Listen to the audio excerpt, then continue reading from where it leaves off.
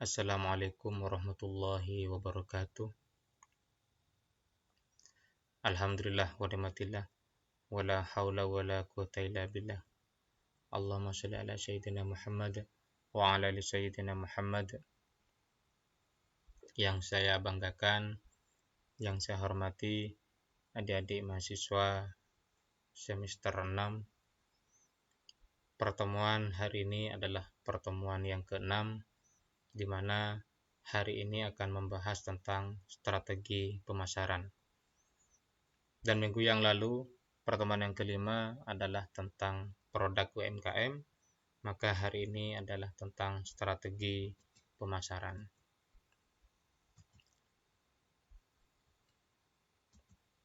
Strategi pemasaran ini banyak digunakan oleh perusahaan untuk memasarkan produknya. Jadi, teori pemasaran ini adalah sebuah teori yang banyak digunakan oleh perusahaan untuk memasarkan produknya untuk dijual kepada publik. Karena pemasaran ini adalah sebuah cara yang digunakan oleh produsen untuk memasarkan produk yang mereka produksi. Dan pada hakikatnya, pemasaran itu adalah bagaimana untuk memuaskan konsumen. Jadi teori pemasaran ini pada dasarnya adalah sebuah teori, sebuah cara untuk memuaskan konsumen. Dan dalam teori pemasaran meliputi banyak hal. Di antaranya adalah perusahaan atau seorang produsen wajib hukumnya menemukan dan mengenali kebutuhan konsumen. Maka seorang produsen itu atau seorang pengusaha wajib hukumnya menemukan dan mengenali kebutuhan konsumen. Kemudian yang kedua adalah memilih dan mengembangkan barang atau jasa yang bisa memuaskan konsumen. Artinya apa? Barang yang kita produksi itu harus bisa kita pilah dan pilih untuk dikembangkan barangnya supaya bisa memuaskan konsumen. Dan yang ketiga adalah menentukan harga. Jadi kita menentukan harga, seorang produsen atau seorang pengusaha, cara menentukan harga adalah memberikan harga yang layak. Jangan sampai kita memberikan harga kepada barang yang kita produksi, ternyata barangnya kurang bagus. Kemudian harganya dikasih harga yang tinggi, maka konsumen itu ya akan lari, tidak akan membeli produk kita. Selanjutnya adalah menginformasikan produk kepada konsumen. Jadi seorang produsen atau seorang pengusaha itu memberikan informasi kepada konsumen bahwa kita punya barang yang sangat layak untuk dijual. Kita punya barang sangat bagus, maka konsumen layak untuk membelinya misalkan. Misalkan begini, saya punya buku, ini buku saya tentang kewirausahaan, penulisnya adalah saya, Qayyim Asy'ari. Saya memberikan informasi kepada kalian. Ini dalam mata kuliah kewirausahaan, saya menggunakan teori atau buku kewirausahaan yang penulisnya saya. Dan harganya 30.000. Ini kan harga yang layak. Barangnya bagus, harganya murah lagi, kan ya? Nah, ini. Kemudian selanjutnya adalah pendistribusian produk. Jadi seorang produsen atau seorang pengusaha di dalam pendistribusian produk itu ya harus sesuai dengan kebutuhan konsumen. Jangan sampai konsumen membutuhkan barang 2, kemudian oleh kita dikirim barangnya 5. Nah, itu kan tidak tepat. Dan seterusnya adalah memperoleh keuntungan dan hubungan jangka panjang. Jadi konsumen dan produsen itu pasti akan terjalin hubungan yang jangka panjang. Ketika sudah terjalin hubungan jangka panjang, maka akan memperoleh keuntungan. Nah, itu.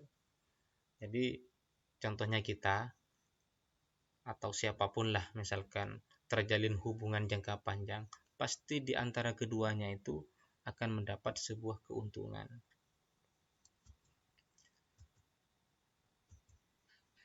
Lantas, siapa itu konsumen?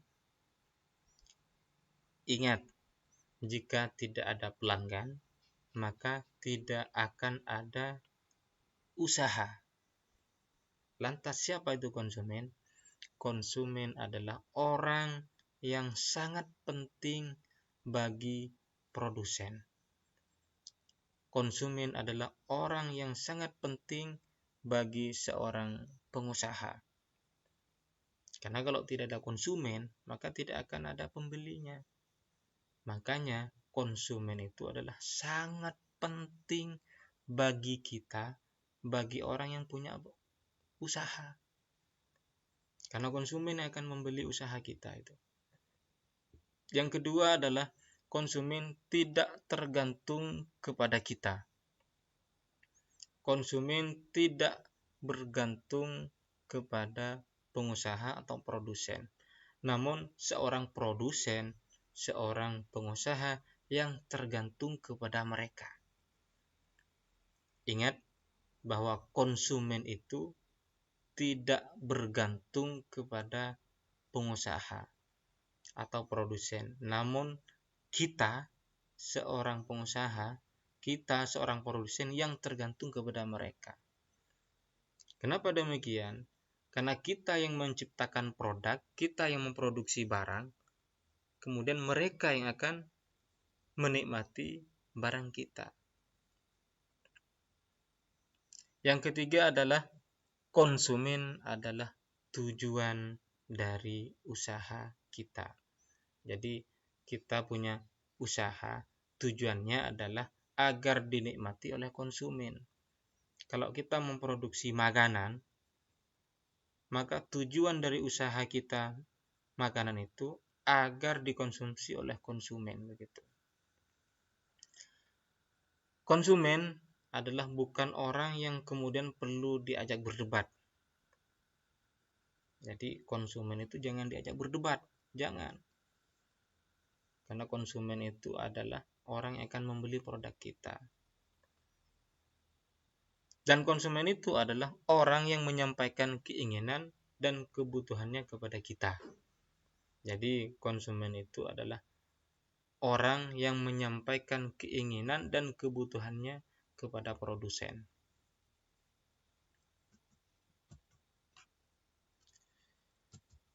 Dan di dalam pasar itu terbagi menjadi beberapa hal, dan diantaranya di dalam pasar itu ada kelompok umur, karena umur yang datang ke pasar ini bertemunya antara konsumen dan produsen itu pasti bermacam-macam warna. Di antaranya adalah ada orang yang tua, ada yang muda-mudi dan lain sebagainya.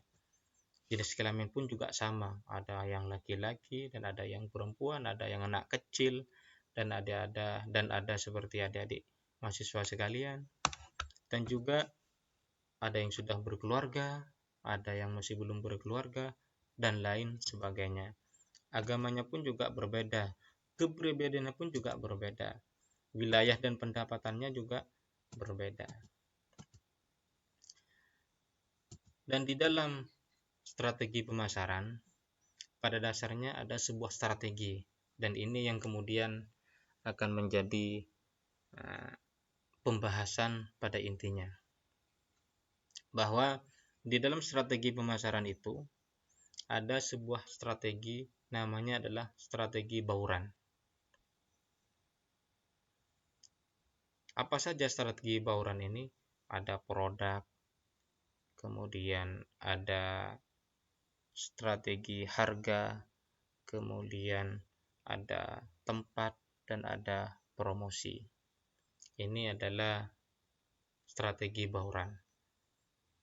Dan strategi bauran ini banyak digunakan oleh seorang produsen, banyak digunakan oleh seorang pengusaha untuk memasarkan produknya kepada publik. Lantas, bagaimana strategi bauran ini di dalam menerapkan ilmunya oleh perusahaan? Kita bahas satu-satu ya. Pertama adalah strategi produk.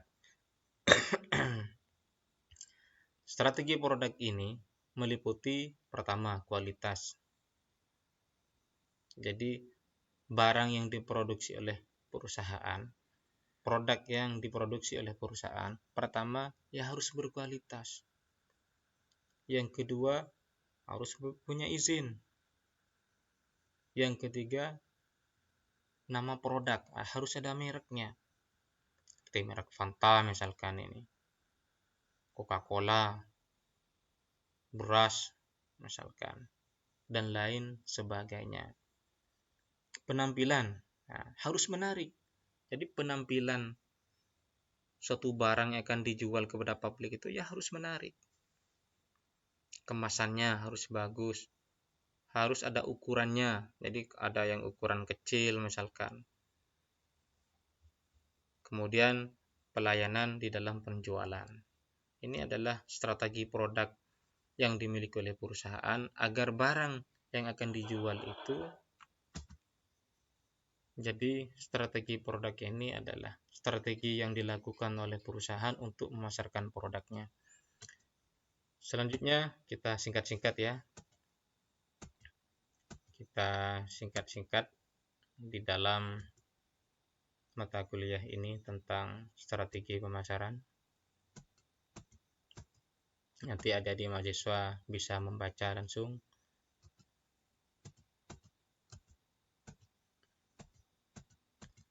Selanjutnya adalah strategi harga. Jadi perusahaan atau seorang produsen harus penuh dengan kehati-hatian di dalam menentukan harga. Harga harus dibuat serendah mungkin untuk menarik perhatian konsumen, tapi dibuat setinggi mungkin untuk mendapatkan keuntungan. Karena kita di dalam menentukan harga, di dalam memasarkan produk, harga yang sangat rendah, kemudian barang kita berkualitas, itu pasti akan berlaku. Akan tetapi sebaliknya, apabila harga tinggi ditambah barangnya jelek, maka sampai kapanpun tidak akan laku. Dan di dalam menentukan harga, ini ada beberapa faktor yang mempengaruhi. Pertama adalah permintaan, target pasar. Yang ketiga adalah reaksi pesaing. Yang keempat adalah bagian lain dari bauran pemasaran. Yang kelima adalah tujuan pemasaran. Selanjutnya biaya produksi. Dan yang terakhir adalah keuntungan.